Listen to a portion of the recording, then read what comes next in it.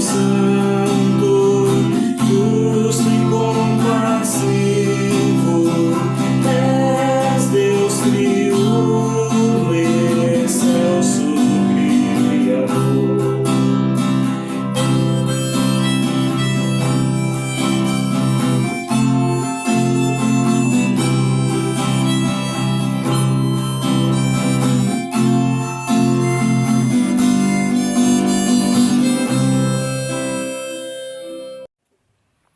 Olá, queridos irmãos, queremos iniciar o nosso culto no nome e na presença do nosso Deus triuno, que é Pai, Filho e Espírito Santo. E eu saúdo a todos com um texto de Apocalipse, capítulo 22, o versículo 20, que diz: aquele que dá testemunho de tudo isso, diz: certamente venho logo. Amém, vem Senhor Jesus. Irmãos, já estamos caminhando para o tempo de Advento, e no Advento nós lembramos da vinda de Jesus Cristo, e nesse tempo também nós queremos reforçar, relembrar que Jesus Cristo virá, retornará para nos buscar um dia. É isso que nos move, sabermos que Ele nos buscará para vivermos na sua presença para o resto da eternidade. Com essas palavras eu saúdo a todos, convido a baixarmos a cabeça para termos uma oração. Obrigado, Pai amado, pela Tua palavra que nos adverte, que nos chama a atenção inúmeras vezes para o fato de que Tu voltará para nos buscar, para nos dar uma nova vida, um novo corpo, um novo lugar para morarmos, onde não haverá mais tristeza, dor, sofrimento ou morte. Ajuda-nos, Senhor, a crermos, a confiarmos nisso com todo o nosso coração e a vivermos atentos enquanto estamos aqui neste mundo para os sinais que Tu deste na Tua palavra. Ajuda-nos a falarmos do Teu amor, da Tua graça a todas as pessoas. Pedimos por perdão, por misericórdia, clamamos que fortaleça a nossa fé e a nossa esperança e alegria através da Tua palavra, na ação do Teu Espírito Santo. Por Cristo Jesus. Amém. Irmãos, um dos textos previstos para hoje se encontra em Marcos, capítulo 13, os versículos 1 ao 10, que dizem o seguinte: quando ele estava saindo do templo, um de seus discípulos lhe disse: olha, mestre, que pedras enormes, que construções magníficas. Você está vendo todas essas grandes construções? Perguntou Jesus. Aqui não ficará pedra sobre pedra, serão todas derrubadas. Tendo Jesus se assentado no Monte das Oliveiras, de frente para o templo, Pedro, Tiago, João e André lhe perguntaram em particular: dize-nos quando acontecerão essas coisas e qual será o sinal de que tudo isso está prestes a cumprir-se? Jesus lhes disse: cuidado que ninguém os engane. Muitos virão em meu nome dizendo sou eu e enganarão a muitos. Quando ouvirem falar de guerras e rumores de guerras, não tenham medo. É necessário que tais coisas aconteçam, mas ainda não é o fim. Nação se levantará contra nação, reino contra reino, haverá terremotos em vários lugares e também fome. Essas coisas são o início das dores. Fiquem atentos, pois vocês serão entregues aos tribunais e serão açoitados nas sinagogas. Por minha causa vocês serão levados à presença de governadores e reis como testemunho a eles. E é necessário que antes o Evangelho seja pregado a todas as nações. Até aqui a palavra do Senhor. Estejam atentos. Inúmeras vezes nós encontramos na Bíblia esse alerta. E aqui no texto de hoje essa advertência aparece novamente e agora feita por Jesus Cristo. Fiquei pensando que a imagem de uma pessoa em cima de uma torre, observando com um binóculo, é uma imagem que define um pouco essa advertência feita por Jesus. Fiquem atentos. E é preciso que fiquemos mesmo atentos, observando e aguardando algo que está para acontecer e que vem sendo anunciado desde tempos bem remotos. O povo de Deus aguarda ansiosamente por novos céus, nova terra. Aguardamos a volta do Senhor e Salvador Jesus Cristo, e hoje queremos refletir sobre esse assunto tão importante e que às vezes passa despercebido no nosso dia a dia. No texto em que nós acabamos de ler, Cristo anuncia uma grande tragédia que estaria para acontecer em Jerusalém, e num dos maiores símbolos e orgulho dos judeus, o templo. Os discípulos admiravam aquela grande obra feita pelo rei Herodes. E até os dias de hoje esse templo é considerado uma obra muito imponente, muito bem feita, uma das maravilhas da antiguidade feitas pelas mãos humanas.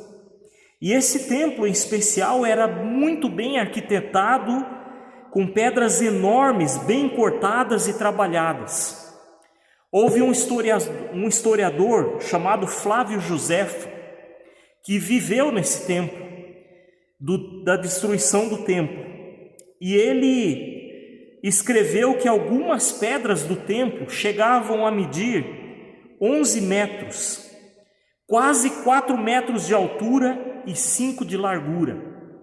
Era realmente uma coisa grande, suntuosa, poderosa, forte.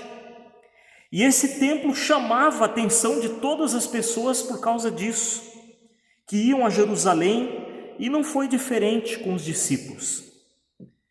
Mas Jesus faz uma revelação chocante. Aquele templo tão grandioso, imponente e forte seria totalmente destruído, não ficaria pedra sobre pedra. Jesus e os discípulos saíram da cidade e foram para o Monte das Oliveiras, e de lá, onde eles estavam sentados, eles viam o templo. Pedro, André, Tiago e João chegaram perto de Jesus, estavam incomodados com aquilo que o Senhor disse. Provavelmente na cabeça deles se passava o que poderia destruir algo tão poderoso e forte como aquele templo. Os 4 discípulos então perguntaram a Jesus: quando acontecerá isso? Quais são os sinais dessa tragédia, dessa destruição? E Jesus diz: fiquem atentos com os impostores, com aqueles que virão e se passarão por mim. Fiquem atentos com guerras e rumores de guerras entre nações e reinos, catástrofes naturais, fome, perseguição e morte dos cristãos. E Jerusalém foi realmente destruída no ano 70 depois de Cristo, e o templo ficou totalmente destruído, sobrando apenas o muro das lamentações, que é conhecido hoje, que era um muro da base do templo. Também houve uma grande perseguição e morte de cristãos. Os discípulos foram levados aos tribunais judeus, alguns tribunais romanos. Eles foram açoitados e a maioria sentenciado à morte. Foram tempos tenebrosos para os cristãos, de fome, de pragas, de doenças. Muitas vezes ficamos apavorados quando ouvimos falar dos acontecimentos últimos que antecederão o fim do mundo. Mas sofrimento, destruição, guerras, fome, toda sorte de desgraças e pragas e pandemias e outras coisas acontecem desde que o pecado entrou na criação de Deus. Nesse sentido, a morte e ressurreição de Jesus Cristo já foi um sinal de que nós estamos cada vez mais perto do fim, da consumação de todas as coisas, do cumprimento das promessas do Senhor. A esse respeito, o apóstolo Paulo afirma em Romanos capítulo 8, versículo 22 e 23: Sabemos que toda a natureza criada geme até agora, como em dores de parto. E não só isso, mas nós mesmos, que temos os primeiros frutos do Espírito, gememos interiormente, esperando ansiosamente nossa adoção como filhos, a redenção do nosso corpo. Irmãos, quem ama ao Senhor, percebe e não suporta ver tanto sofrimento e maldade. Quem ama ao Senhor espera a redenção, a transformação dessa situação em algo maravilhoso feito pelo Senhor, por Deus. E uma das coisas que nós precisamos pensar é que enquanto estamos aqui e aguardamos um novo tempo, a nossa vida deve ter um sentido. Não podemos nos esquecer, sim, de viver o aqui e agora, mas também não podemos nos esquecer de que tudo isso que nós vimos, tudo isso que é visível, que é construído pelas nossas mãos, como casas, propriedades, profissão ou qualquer outra coisa, não permanecerá no fim. Tudo se acabará, tudo ficará para trás e esquecido. Precisamos olhar para o alvo, ou seja, para a vida eterna, para Jesus Cristo. E nesse sentido também não adianta ficarmos especulando sobre o fim do mundo. Se ficarmos cogitando sobre essas coisas, ficaremos perturbados, confusos. Olhem o que Jesus disse sobre o fim. Quanto ao dia e a hora, ninguém sabe, nem os anjos dos céus, nem o Filho, nem Ele, somente o Pai. Como foi nos dias de Noé, assim também será na vinda do Filho do Homem. Pois nos dias anteriores ao dilúvio, o povo vivia comendo e bebendo, casando-se, dando-se em casamento, até o dia em que Noé entrou na arca, e eles nada perceberam, até que veio o dilúvio e os levou a todos. Assim acontecerá na vinda do Filho do Homem. Mateus capítulo 24, versículos 36 ao 39. O estar atentos é manter Jesus Cristo e o Evangelho no centro de nossas vidas, em meio aos sofrimentos e angústias, em meio a tantas distrações, tantas falsas esperanças, falsos profetas, notícias trágicas. Nós não podemos perder o nosso Senhor e a sua palavra libertadora de vista. Não podemos nos deixar envolver pelas coisas deste mundo, colocá-las em primeiro lugar em nossa vida. A última coisa dita nesse trecho que nós lemos de Marcos deve ser a mais importante para nós. Enquanto o Evangelho não for pregado a todos os povos e nações, não haverá fim. E nós estamos diretamente ligados a isso. Jesus Cristo deixou um meio de nós mantermos o foco e nos mantermos atentos, é nos ocupando com o Evangelho. Meditando nele e praticando a palavra de Deus, é dando testemunho dessa palavra de salvação cheia de esperança. A tarefa da igreja aqui neste mundo é mostrar, é apontar para o reino de Deus e a salvação em Cristo. Cada um de nós é chamado por Deus a fazermos parte desse anúncio do Evangelho, do anúncio da vida, no meio de tanta coisa negativa, de tanto sofrimento e dor. Estamos aqui para levarmos a esperança para as pessoas, por meio do Evangelho. Concluindo, o apóstolo Pedro fala isso.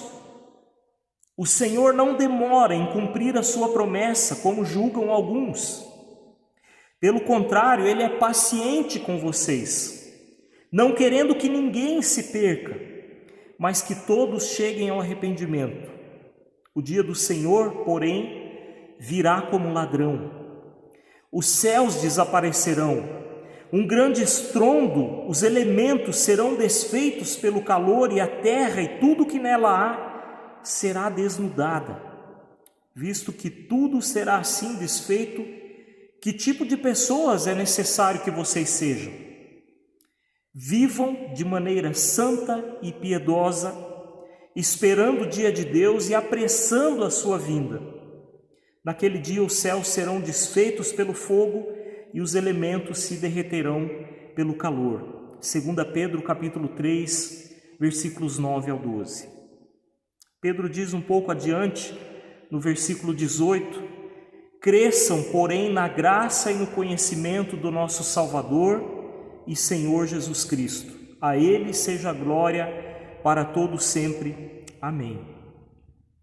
Crescer na graça e no conhecimento do nosso Senhor e Salvador Jesus Cristo é ficar atentos, é nos empenharmos no conhecimento de Jesus Cristo, é aguardarmos.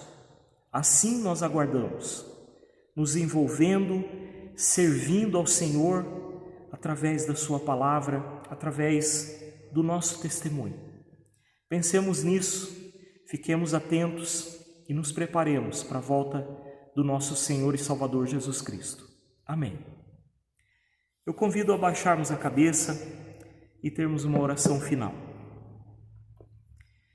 Pai amado, obrigado mais uma vez pela Tua palavra que nos orienta como nós devemos permanecer aqui neste mundo, aguardando a Tua vinda. Ajuda-nos, Senhor, a ficarmos atentos. Ajuda-nos a nos envolvermos com a Tua palavra, conhecê-la cada vez mais, praticá-la, para que assim estejamos atentos e também consigamos despertar as pessoas que estão afastadas, que estão longe, que não Te conhecem, para que haja esperança no coração delas. Guarda-nos, Senhor, em meio a tantas desgraças, a tanto sofrimento que acontece ao nosso redor.